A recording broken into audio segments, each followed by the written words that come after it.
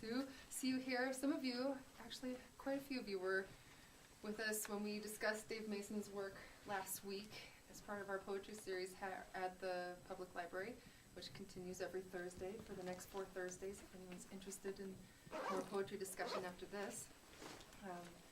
I think I'm lucky to call Dave Mason a friend of mine. He's certainly the person I went to when I wondered what to do.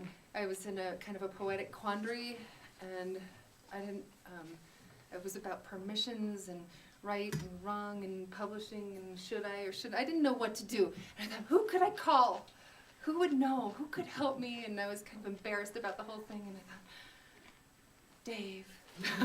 Dave could help me. And I called him up, and he called me back so quickly and with such a generous spirit, and really kind of talked me through the whole thing, and that I think that's kind of how you'll see he is, you know, that even though he has all these honors, even though he's won many awards, his book Ludlow won the Colorado Book Award. He also recently won for his opera that he wrote for this same book.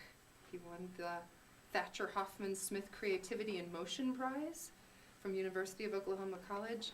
He's been a Fulbright scholar, and he's been a professor at University of Rochester and Minnesota State, and the director of creative writing, co-director of creative writing at the Colorado College. He's this wildly accredited man with unbelievably beautiful books. I think to myself, which to prefer, his poetry or his writing about poetry. I don't have to decide, right? I can prefer them both, which I do. But he's an unbelievably accessible man, as I think you're about to see. His poetry touches on the deepest parts of what it is to be alive. He touches on love, he touches on death, he touches on forgiveness, injustice, freedom. So these are themes that run throughout his poems. What it means to be a citizen of the world. He has an unbelievably big heart and amazing musicality, as you'll hear. Please welcome Dave Mason.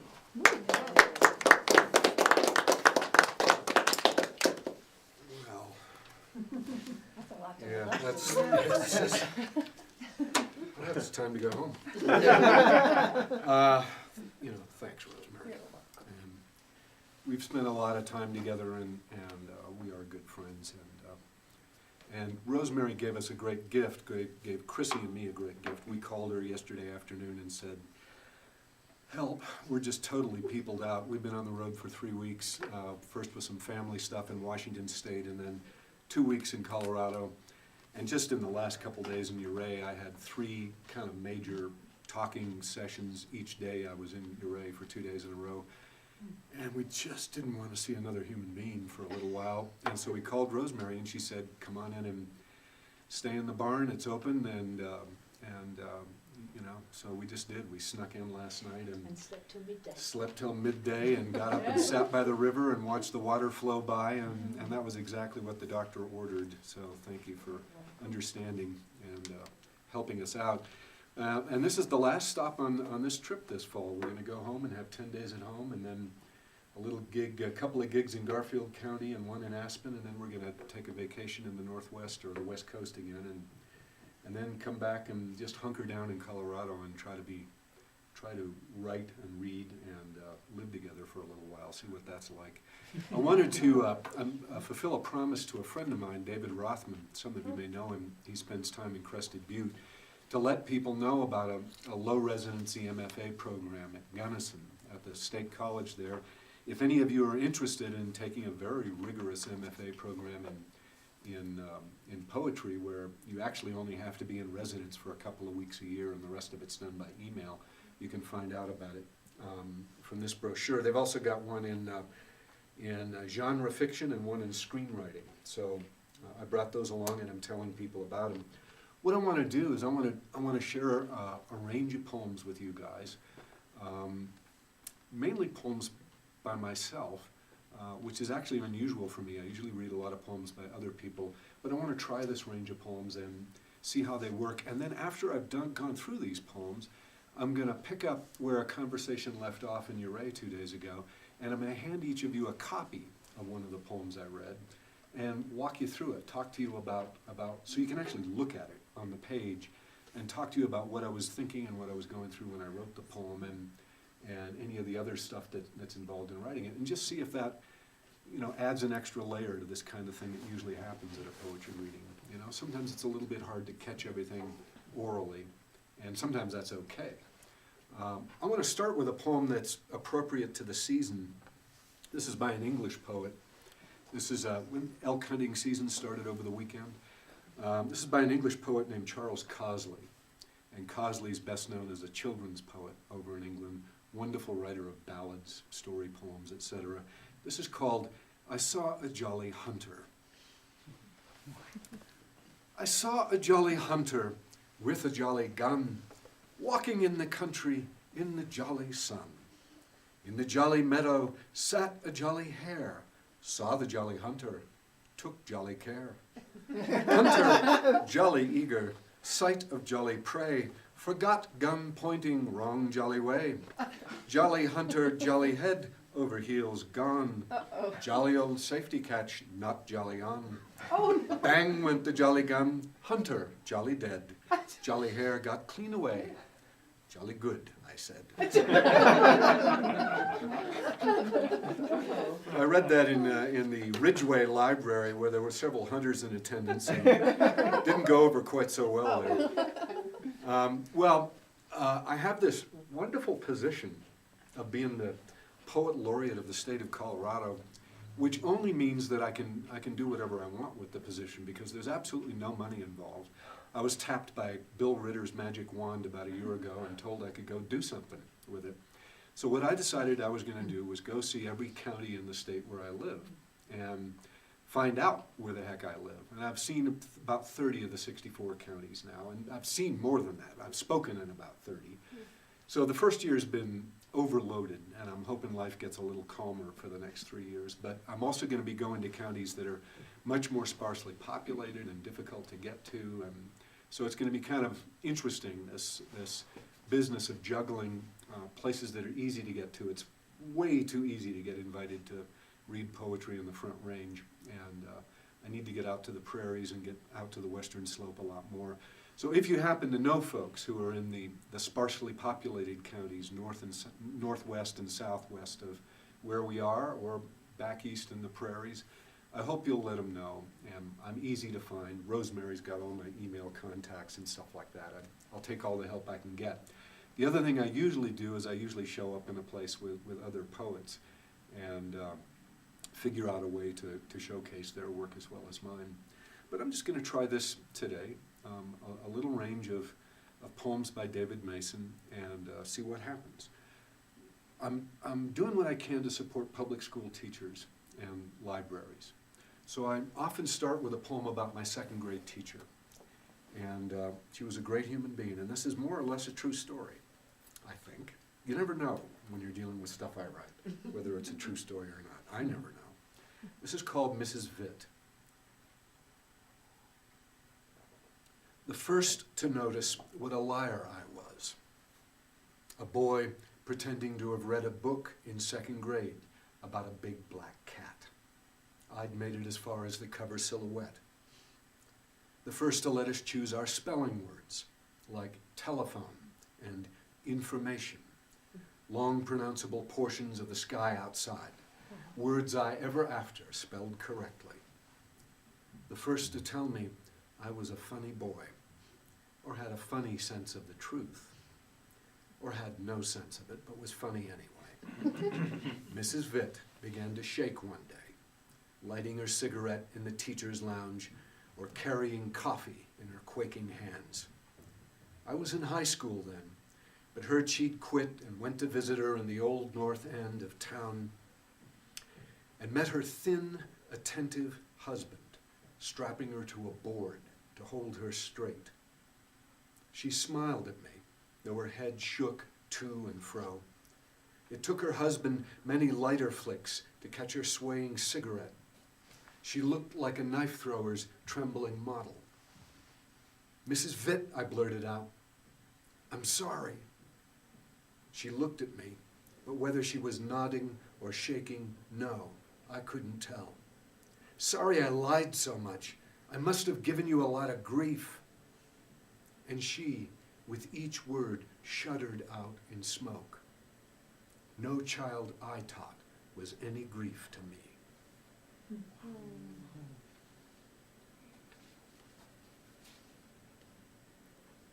As Chrissy and I were throwing poems out on the bedspread at Rosemary's Barn this afternoon, trying to decide what I'd do, we were looking at poems that seemed to have something to do with childhood and the imagination, the playfulness of the imagination, the freedom and anarchy of the imagination, and poems that had to do with crises in life, particularly crises involving change, death, divorce, all that sort of thing, love.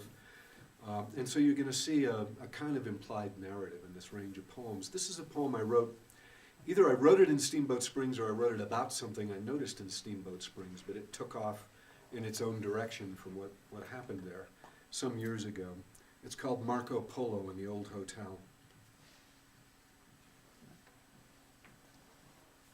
Marco Polo. Marco Polo. Pour another glass of sunlight, tasting an after-dinner hour. This is not a time for reading. Wait a while. A meteor shower may fall about your head tonight, and children in a nearby pool are laughing in late summer air, happy to be free of school. Marco Polo. Marco Polo. You were the only dinner guest. The meal is finished, but the wine will last until the dark arrives. The children in the pool incline their bodies, leaping from the waves, their voices calling to each other, traveling through the evenings, years, and decades of late summer weather. Marco Polo. Marco Polo. Across the parking lot, a flag is flapping, thin as Chinese silk, the camel's caravan through deserts. Voices fall into the dark. You breathe the last mouthful of wine and seem to float into the air as they call into eternity, the unenclosing everywhere. Marco Polo. Marco Polo.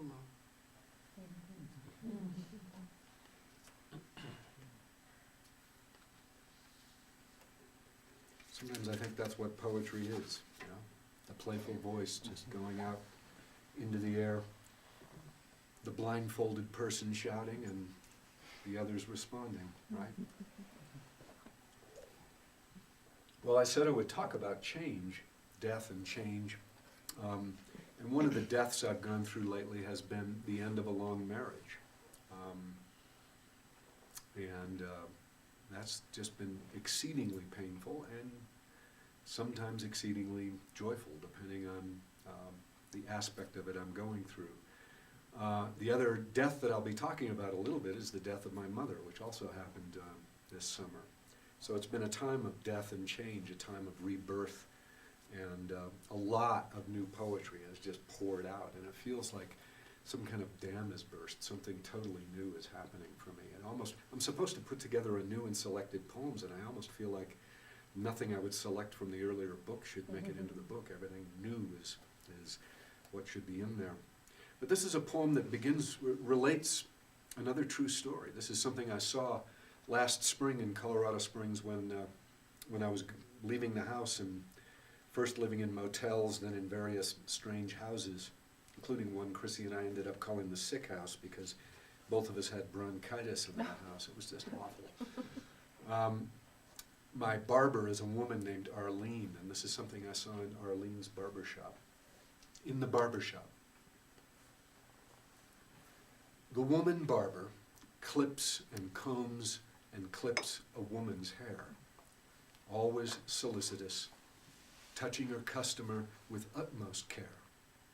While at the footrest, a loving husband kneels, consoling his frail wife in Polish, holding her trembling hands in his big, clement hands.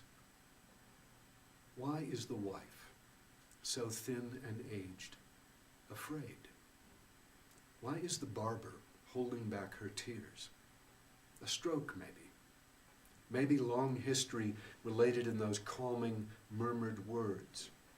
And even if you've seen such love before, there's shame in having left it at the door, and having thought too often of oneself and present happiness. The husband pays and wheels his whimpering, childlike wife outside, where winter sunlight strikes the anvil street, and helicopter blades of light leap out from windshields in the supermarket lot. Now, try to meet the barber's eyes, and take your seat, and let her pin the collar on. Her touch, all business, has a healing power, but not enough, or not enough for you. And when you pay, and leave, and feel the cold, the dicing blades of light will scatter you. Hey Dave, could I just interject? We talked about this a little bit last when we were talking about your poems, about your use of you. Could you just say one thing about it? Yeah, the second person. I have a friend, a fellow poet, who's deeply irritated by that, who thinks there's something pretentious in the notion, in the grammatical contract that's made by the second person, which implies that the reader is involved in this as much as the author is. He thinks I should say I all the time. But I get bored by the letter I. I just get sick of it. And I also think there's a strange intimacy that happens when you use the second person. There's an odd way in which you're always talking to yourself when you use the second person, and an odd way in which you're always colluding with the reader. I first noticed it in certain prose texts, I noticed like Hemingway using it in some of his short stories and that sort of thing. And I was just always attracted to it, just intuitively. I don't use it all the time, and I don't want to use it all the time. I don't want to repeat myself too much. But to me, there's a kind of intimacy in it, and a way of deflecting the energies of the poem from the ego. There's a way in which it might feel a little bit less self-centered as a narrative or as a lyric than it does when I'm saying I all the time. Anyway, that's the way it feels to me. It was Picket Wire, I think. Was that the one that we read? Yeah, the Picket Wire does that. We actually liked it. Yeah. It worked for us. Yeah. Well, I mean, and most people don't mind it a bit, but I have had one friend say he finds it irritating. Let's see, I do it again in this poem. It's called The Tarmac. This is about, so there are several poems here that are really about the torture I was going through over the summer. I spent a lot of time alone in a little cabin in Manitou. Chrissy and I she was back in Australia for a chunk of this time, and we were communicating by Skype calls. We'd have to figure out what time of day we could talk. It'd be my night and her day, or vice versa, and neither of us was able to sleep much because we were always trying to figure out when we could talk together. And so things were really hard. It was just really, really hard to be in love with someone on the other side of the planet Earth. It's hard work. So this is a poem called The Tarmac. Lack, you say? The world will strip you naked. Time you realized it. Too many years you worked in a plush denial, head down, dodging yourself as much as others. Nobody did this to you. Trained in deafness, you soon went blind, but gathered strength from metamorphosis in order to become your kind. Now nothing helps but silence as you learn slowly the letting go, and learn again and over again, blow upon blow. You must go by the way of mountain tides, coral blizzards, and the sunlit rain. The wave of nausea heaves and passes through the egocentric pain and finds you on a tarmac, going where your skin and hair, eyes, ears, and fingers feel a change is in the air, You are unfolding now, and almost real.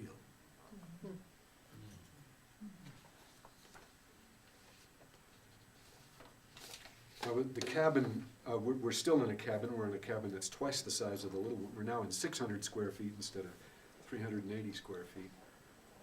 But it's up at the head of the canyon near the rail line that goes up Pikes Peak. And so what I was doing each evening, I don't know how it was for you guys over here, but it was a very hot summer for us in the Front Range. Many, many days over 90 degrees, which is, I think we set a record for the number of days over 90 degrees, which I don't take very well. I don't like extreme heat. So to get some exercise, I'd have to wait till the sun was just about to tip behind the foothills of the mountain, and then I would start up this steep thing called the incline, which is a very, very steep trail that goes shooting up 2,000 feet, and then it's a real lung-busting trail, and then you slowly, as dark comes on, you slowly make your way down 3 or 4 miles of switchbacks back to the cabin, and by the time I would get back to the cabin and cook my dinner, it'd be dark, and the cabin would be open and full of the night air, and that was the best part of the day for me. That and the morning when I would wake up in a cool cabin with the breeze blowing through and all that. So a couple of poems out of that experience. This one I've never read out loud before, except to myself. Prayer to the Air. Teach me to breathe, that I know I am not drowning. Teach me to break like the lightning scalded tree. Teach me to love that love is never owning. Teach me. Teach me. I am the stain of blood spilled on the glacial snow. I am the ashes washed by rain from the scree. I am the trembling man who kneels for hours below. Teach me. Teach me. I have taken the knife coldly to some I love. I have killed beauty, allowing beauty to be before the fear could kill me. Storms above, teach me. Teach me. And this is the poem I'll go over with you later after I've finished reading a few more poems. Necessity. Chrissy and I have been talking a lot about the Greek word ananke, which means necessity, and it's that irrational force that drives Greek figures in Greek tragedy, like the Oresteia trilogy of Aeschylus. And there's some kind of a dialectic or a balance in some Greek tragedy between necessity and law, or justice, whatever the heck that comes to mean. Necessity. Below the blinkered traffic on the road, almost unseen, the creek falls as it must. No, didn't want to. Called by downhill, called by the waxing moon, who judges how its clarity responds? As night pours in, I hunker on the bank below a water birch and watch the light contend with not light in the pools and channels, the way a boulder or a gravel bar can bend the current without altering necessity, the bedward conversation. The water talks like an old woman known for knowing names of every man she touched. She goes on falling, you might say, unfailingly. The one consistent joy from snowmelt on the peak to this plain dirt, pebbles and kayak leaves marooned on twigs, while I am crouching in the dark, betrayed by distances. I think again of you, who love the water and are far away, and I go falling where the water goes. Chrissy and I were in Wales when my mother died in the middle of July. I'd been out to see my mother briefly before her death, and this is a long, complicated relationship in so many ways. Chrissy's daughter, Rain, was getting her PhD in history at Oxford, so we were there at Oxford to see the ceremony, and then we had a week in a cottage in Wales with Rain, and one day Chrissy and I took off driving, and we were probably putting our feet into the Atlantic Ocean right at the moment when my mom died. one interesting footnote to this, after, all kinds of strife, family strife for many decades, the woman who was with my mother for the last night of her life and was with my mother when my mother died was my stepmother.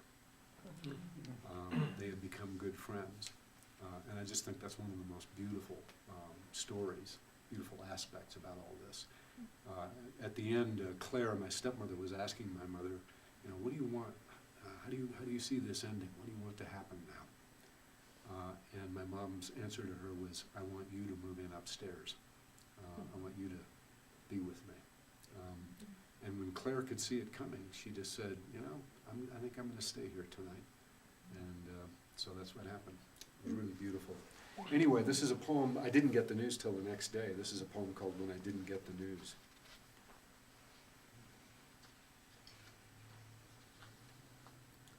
I was on the Welsh coast, off St. David's, on a bluff looking down on the Atlantic, with Chrissy. Chicken sandwiches, strawberries, and champagne might have been the thing. Instead, we drove to the Snowdonian sunset and returned to the rising moon. I didn't get the news, but slowly through the night slept out the sweat of ages channeled like a current over stones, and woke to a day as calm and ordinary as a blur of hedgerow, a sunlit quarter of portioned field. Small roadside phalanxes of foxglove marshaled me to peace. And that was when, long after it had happened, I did get the news, or my computer did. The simple fact that you were dead, and that I'd missed the whole final drama, in my life. The day of sunlight on the swales and lowing cattle, glowing coals of hillside sheep. The day of fantasies about the perfect hovel on the hill, the day we would try to keep. That day was the day my mother died. Simple fact, a useful thing that, and became not here, across thousands of miles of sea and air. I tried to think of who you were, and how you tried to tell me at the end to let go the whole baggage of the past. No sense in grinding it to sausage. No sense in cooking it to the perfect killing meal. The particular you, the wry jokes and walking stick, the book groups and bad girls who loved you, might as well let them in, as they were the ones who knew you best. The beautiful, blind, and halt, the whiskey-soaked and all the rest, forgiven as they had forgiven you. And I am with them, too.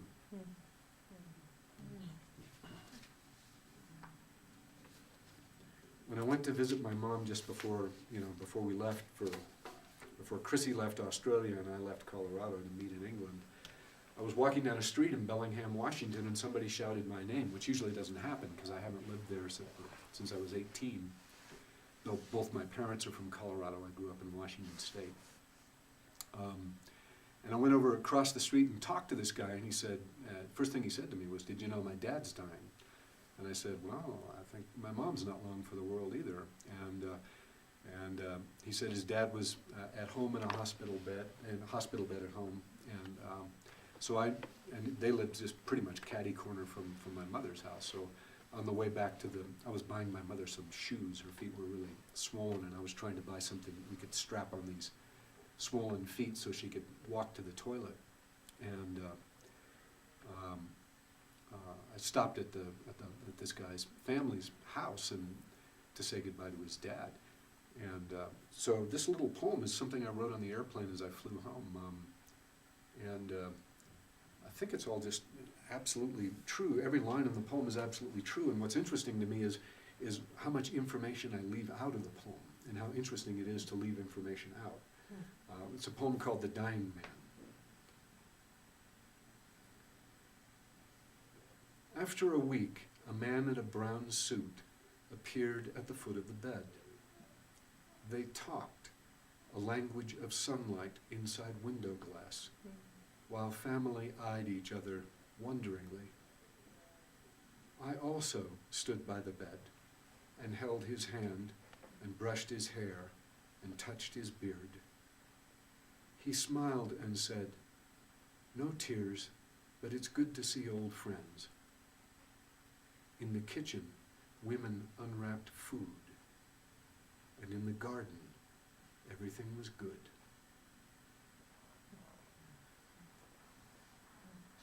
That's exactly how it felt, too. It felt everything was good. Everything was happening just the way it should.